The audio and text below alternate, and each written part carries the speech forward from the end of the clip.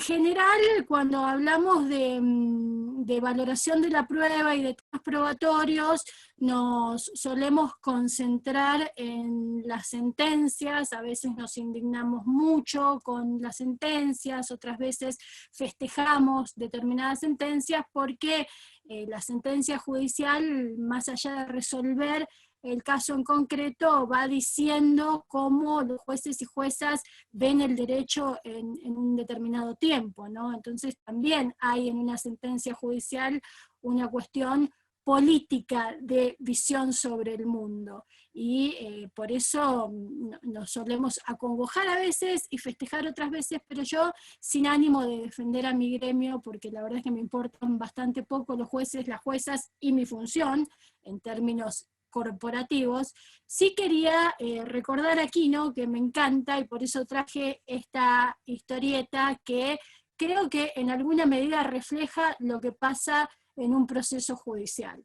Cuando vemos una sentencia y decimos esto es el acabose, bien podrían contestarnos, en realidad esto es el continuose del empezose de ustedes, porque atrás de una valoración sin perspectiva de género, suele haber una litigación sin perspectiva de género, y atrás de una litigación sin perspectiva de género suele haber una investigación sin perspectiva de género, y atrás de una investigación sin perspectiva de género suele haber un ingreso al sistema o un impedimento en el ingreso al sistema por carecer de perspectiva de género. Entonces, más allá de que la sentencia es el momento como de mayor indignación o de mayor festejo, cuando logramos determinados avances, aunque sean momentáneos, me parece que hay que repensar todo el sistema, porque desde el momento en el que se recibe a una persona y se la escucha por primera vez, nosotros ponemos en juego la forma en que nos vamos a posicionar frente al caso. Y muchos de los alcances y los límites que tenemos quienes tenemos la tarea de definir y de juzgar, depende de cómo otras personas técnicas hayan visto el caso desde un primer momento. Entonces creo que acá ya hay un tema para trabajar desde la prueba, y les decía al principio, realmente yo a María y a Mariano Fernández, que han escrito un artículo maravilloso sobre la imparcialidad, les agradezco mucho porque me han hecho pensar, y creo que una forma interesante de plantear tanto la objetividad en el ámbito del Ministerio Público Fiscal como la imparcialidad en el ámbito de los jueces y juezas en esta época es pensarlos como derechos de las personas sobre cuyas vidas intervenimos, pero como una obligación contraintuitiva de nuestra parte, porque estamos atravesadas y atravesados en nuestras vidas por visiones estereotipadas del mundo. Entonces creo un ejercicio al que nos tendríamos que comprometer con mayor seriedad cada vez que intervenimos en un caso es el de pensar si estamos mirando el caso desde lo que el caso nos dice y desde la prueba que el caso nos produce,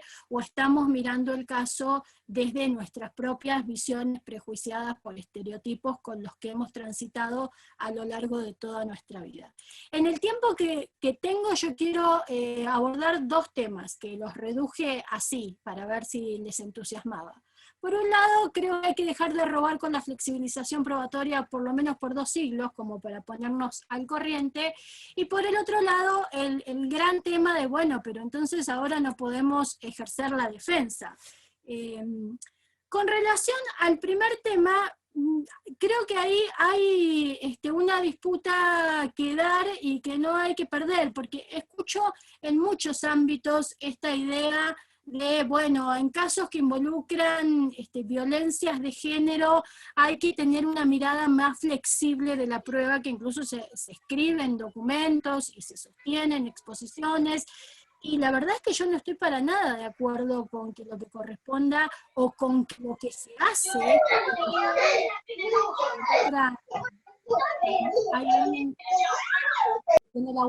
Bueno, ahí está. que en los casos que involucran violencias haya una mirada más flexibilizada, porque nosotros tenemos determinadas obligaciones legales para mirar la prueba. Lo que sucede es que tenemos distintas posibilidades probatorias de acuerdo a los casos sobre los que intervengamos. Entonces, evidentemente, no va a ser lo mismo investigar un abuso sexual intrafamiliar que investigar a una organización criminal, o investigar una estafa, o investigar un robo. Y yo nunca he escuchado, y por eso creo que hay que ser muy férreas en esta cosa de no ceder a la tentación de decir, no, hay que mirar la prueba en forma flexibilizada. Yo nunca he escuchado que porque jamás le preguntamos a una víctima de robo, pero vos estás segura de que no hiciste nada para que la persona pensara que se podría meter a tu casa y llevarse las cosas. Nunca he escuchado ese tipo de preguntas. De hecho, lo conversábamos con un defensor amigo hace unos días, tampoco hay muchos casos de delitos contra la propiedad en los que a la víctima no se le exige que acredite que tenía los bienes que dice que le fueron sustraídos. Y ahí nos decimos, no, bueno, es que en los delitos contra la propiedad hay que tener una mirada flexibilizada sobre la prueba No. Y con los delitos que involucran violencias, creo que sucede lo mismo, que no se trata de que hay más flexibilidad en la mirada, sino que los escenarios probatorios son diferentes. Y a veces los escenarios probatorios involucran a menos personas, a veces los escenarios probatorios son mucho más restringidos, pero la mirada sobre esa prueba va a ser exactamente la misma que la mirada sobre la prueba en cualquier tipo de casos. Entonces, en ese sentido es que yo planteo esto de no hay tal flexibilización. No hay tal flexibilización porque si cedemos a la afirmación de que hay que tener una mirada flexibilizada, me parece que a la vez admitimos que la mirada estereotipada que tenemos de los casos es la mirada que corresponde. Porque entonces, si yo digo que cedo a una mirada flexibilizada, la contrapartida sería más o menos la afirmación de, bueno, en realidad las mujeres son bastante mentirosas, pero como tengo que tener una mirada flexibilizada sobre la prueba, en este caso le voy a creer. Y no pasa por ahí que un testimonio sea creíble o no sea creíble, porque si no, en realidad yo no estoy dejando de lado el estereotipo, sino que lo que estoy diciendo es que el estereotipo está vigente, pero por esta flexibilidad probatoria es que yo lo dejo de costado. Y ¿por qué me interesa referir esto? Porque no les puedo mostrar el gráfico porque me quedaría 20 minutos hablando, pero cuando hablamos de análisis de la prueba, en general de lo que hablamos, ¿y dónde están los estereotipos? Los estereotipos muchas veces no están en la prueba. Los estereotipos están o aparecen y producen visiones prejuiciosas o sesgadas en la interpretación que le damos a la prueba. Porque entre la prueba que producimos y el hecho que queremos acreditar, lo que nosotros y nosotras vamos construyendo son cadenas de razonamiento. Cuando esa cadena de razonamiento es sólida, cuando se produce la suficiente información, cuando se avanza paso a paso en llenar todos los huecos que a mí me permitan la generalización que voy a proponer con esa cadena de razonamiento, entonces, ¿qué es lo que genero si soy litigante? Genero mucho menos espacio para una decisión arbitraria, para una decisión basada en estereotipo. Ahora, cuando hago una producción de prueba y pongo, por ejemplo, un testimonio, cuando hago una producción de prueba testimonial en la que paso alegremente por los titulares del relato, en el que no profundizo, en el que no produzco testimonio con relación a por qué es creíble, y no porque es creíble en términos de yo creo que estás mintiendo, sino en términos de esto se tiene que corroborar, tengo que ver bien la línea cronológica, tengo que ver bien el lugar, tengo que ver bien el momento, tengo que tener un relato lo más completo posible, y tengo que obtener un relato que a la vez me permita conjugar el resto de las piezas que yo voy a presentar como prueba. Cuando yo produzco un relato completo, en esos casos la cadena de razonamiento va a ser mucho más sólida y va a dejar mucho menos espacio a el ejercicio de la arbitrariedad jurisdiccional. Si por el contrario yo renuncio a la cadena de razonamiento, que esto suele suceder en juicios, y en lugar de hacer una explicación paso a paso de la evidencia, una producción, perdón, paso a paso de la prueba, que a mí me permita retomarla para pedir una conclusión, lo que hago es una producción bastante superficial de la prueba, y luego quiero suplir esa producción superficial con la remembranza de toda la normativa que existe vigente, y ahí voy a estar en problemas, porque la apelación a la normativa no suple la obligación de producción probatoria. Y producir prueba no quiere decir traer a mucha gente, porque ahí también hay una confusión grande en el litigio de nuestros juicios. No es que yo necesito muchos testigos. Yo lo que necesito es producir la mayor cantidad de información posible, relevante, para poder sostener mis conclusiones con los testimonios que tenga. Si tengo un solo testimonio, con un solo testimonio. Entonces, en ese sentido, es que yo no veo que se dé en este tipo de casos una flexibilización probatoria, sino que lo que se generan son escenarios de prueba distintos. Y con relación al otro punto que quería tocar, que es que surge muchas veces en los debates sobre situaciones de violencia de género, que es, bueno, entonces la defensa no puede hacer nada. O sea, por eso ponía la pregunta, ¿no? ¿Género mata defensa? Y ahí yo creo que todos tenemos que hacer un mea culpa de desde dónde nos hemos parado a mirar los casos históricamente. Por eso hacía la referencia al principio, en sentido de que todos y todas tenemos una obligación de ser contraintuitivos y contraintuitivas a la hora de mirar los casos. ¿Por qué? Porque si las defensas tradicionales han estado de la mano de es mentirosa, o de la mano de ella tiene que probar que no consintió. También esto lo conversamos bastante cuando damos clases de litigación. El consentimiento o la ausencia de consentimiento no tiene gran magia. Es el mismo ejemplo que les acabo de dar con el robo. Si una persona dice que no, en principio no tiene por qué hacer una sobreacreditación de que dijo que no. Su testimonio debería bastar para asumir una investigación en la que hay ausencia de consentimiento. Lo que pasa es que históricamente hemos puesto las cargas de forma distinta, y esto no tiene que ver con que la presunción de inocencia y el derecho de defensa, tiene que ver con la visión que hemos tenido de las víctimas, y con una visión bastante prejuiciosa de las víctimas en casos que involucran violencias. Entonces, desde ese lugar, ¿género mata defensa? Yo, si le agregamos el calificativo de defensa estereotipada, sí, digo que sí.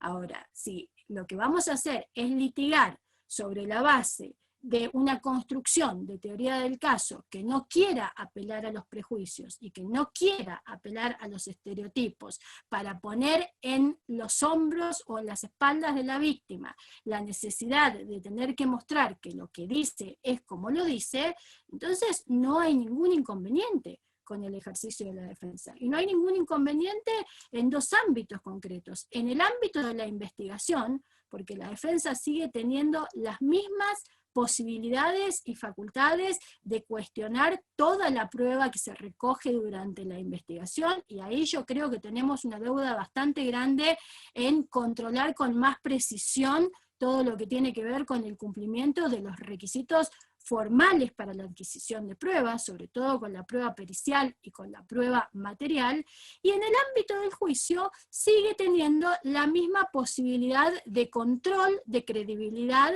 de la prueba que se presenta. Ahora, el control de credibilidad, ¿qué implica? Implica básicamente trabajar sobre tres aspectos vinculados a la prueba testimonial: la veracidad, la objetividad y la sensibilidad sensorial. Y esos tres aspectos muy vinculados también con una construcción racional, no con una construcción prejuiciosa. Una persona no es menos objetiva porque, por el solo hecho de haber padecido la situación que se está juzgando. Una persona es menos objetiva si nosotros logramos mostrar que hay determinados intereses particulares en el caso que no tienen que ver con quiero una condena, porque obviamente una persona que llega hasta un juicio es porque está esperando un resultado del proceso. Ahora, muchas veces vemos que sucede que dicen, no, tiene intereses, porque casos de abusos infantiles, tiene interés porque están divorciados y entonces le interesan los alimentos, o que le suban la cuota. Eso es plantear un estereotipo. Para decir que hay un interés en términos de quiere perjudicar, yo necesito un poco más que eso, porque si hago la generalización de porque quiere que le paguen la cuota alimentaria, entonces lo denunció, estoy haciendo una generalización que me lleva a una conclusión incorrecta porque no está permitida, porque no está basada en hechos concretos del caso, sino que se está haciendo una afirmación sosteniendo un estereotipo. Ahora, si en un caso concreto se acredita que esta persona, no sé, mandó mensajes y le dijo, te voy a denunciar y te voy a hacer mierda y vas a ver que de esta no vas a salir tranquilo y etcétera, etcétera, y tienen toda esa prueba, por supuesto que la pueden producir porque es vinculada con la persona que se está juzgando y con el hecho. Lo que no se puede hacer, insisto, y no se puede hacer porque tenemos obligaciones convencionales, es ir a escudriñar los pasados de las personas intervinientes en el proceso, porque acá parece que el derecho penal de autor es para las personas imputadas, pero cuando tenemos una víctima sí podemos hacer un juzgamiento de su vida, obra y milagros, cuando no tienen relación con el caso, porque ahí también hacemos un salto al estereotipo. Lo que no se puede hacer es plantear conclusiones dudosas sobre la base de ninguna evidencia. Lo que no se puede hacer es plantear hipótesis alternativas en un alegato de clausura sin que se haya producido ninguna prueba concreta o ningún control probatorio concreto que permita pensar que se podría llegar a esa conclusión. Y básicamente no se puede hacer por dos cuestiones. Yo soy muy fanática de las series gringas, pero tengo claro algo, y es que a diferencia del sistema norteamericano, nosotros tenemos suscritos una serie importante de tratados de derechos humanos en general y de derechos humanos de las mujeres en particular que nos restringen ciertas posibilidades. Por ejemplo, lo que se hace mucho y vemos en los juicios de ir a buscar los pasados sexuales de las víctimas, nosotros lo tenemos prohibido porque tenemos una prohibición convencional de alentar el uso de estereotipos. Entonces, desde ese lugar es que no podemos trabajar tratando de construir teorías sobre la base de ninguna evidencia. Y por otro lado, porque el hecho de que la acusación tenga la obligación de producir la prueba y superar el estándar de más allá de toda duda razonable, no le genera un plus de obligación de además pensar en todas las teorías alternativas que podrían existir y que podrían excluir la responsabilidad de la persona. La acusación tiene una obligación de investigación objetiva, con una objetividad contraintuitiva, insisto, y de corroboración de la información. Pero hasta ahí llega su obligación. El resto sí es trabajo posible de la defensa. Yo creo que se puede hacer mucho trabajo, pero creo que tenemos que hacer un cambio importante en el chip para hacer ese trabajo. Entonces, yo quería plantearles estas dos cuestiones. No me sonó la chicharra o no la escuché al menos, pero veo que me estoy quedando sin tiempo, así que solo quiero cerrar con una pequeña cosa que la dije al pasar y me parece que es muy relevante. Hay que exigirle a las acusaciones, sí, que hagan un trabajo a conciencia. Esto de la producción de la prueba detallada y específica para poder sostener conclusiones es sumamente necesario. Sin eso no hay caso. Sin eso hay posibilidad, hay aperturas enormes a valoraciones de lo más prejuiciosas, sin posibilidad posterior de chillar. Entonces, las acusaciones tienen una obligación sumamente importante en términos de construir casos sólidos y de escuchar a los protagonistas y a las protagonistas de los casos. Y en el caso de las defensas, cuando hay mujeres imputadas, que voy a ser muy breve porque sé que ya se me acabó el tiempo, pero en el caso de las defensas sucede lo mismo. Yo creo que algo que necesitamos en el sistema judicial es perderle el miedo a hablar con las personas, que nos cuesta bastante. Somos como del esnovismo de que analizamos en el laboratorio todos los casos, pero nunca hablamos con los protagonistas ni vemos cuál es el padecimiento que les estamos generando. Entonces ahí hay una obligación enorme. Y también eso implica una obligación de ser contraintuitivos y contraintuitivas, porque muchas veces lo que nosotras creemos que es lo mejor para el caso, a lo mejor es lo que le va a llevar a la ruina de la vida de las personas involucradas, y esto no lo podemos perder de vista. En una de estas series gringas que es maravillosa, y con esto sí voy a cerrar, el otro día escuchaba a un detective que discutía con otro y le decía, vos querés encontrar rápido al culpable porque te resulta mucho más fácil encontrar al culpable que escuchar a la víctima y ver qué es lo que necesita la víctima. Entonces ahí esto lo planteó Binder en el primer encuentro que hubo acá, y me parece que hizo un planteo que nos tiene que dejar pensando a todos y a todas. El derecho penal en estos temas sigue estando bastante desorientado, y el derecho penal somos nosotros. Entonces nosotros estamos bastante desorientados con qué respuestas tenemos que dar y quiénes son, si es que hay infractores al interior de los conflictos. La prueba es central para disminuir la arbitrariedad, para aumentar la obligación de imparcialidad y para generar decisiones a la altura de este siglo. Por eso creo que festejo que me hayan invitado a charlar sobre esto. Creo que tenemos que seguir hablando sobre la prueba, creo que tenemos que estudiar más sobre cuestiones probatorias, pero sobre todo creo que nos tenemos que tomar con mucha más sensatez y seriedad la escucha a la prueba que tenemos disponible en los casos, en el caso de las investigaciones, tanto de la defensa como de la fiscalía, y en los juicios, en el caso de los jueces y las juezas. Muchísimas gracias.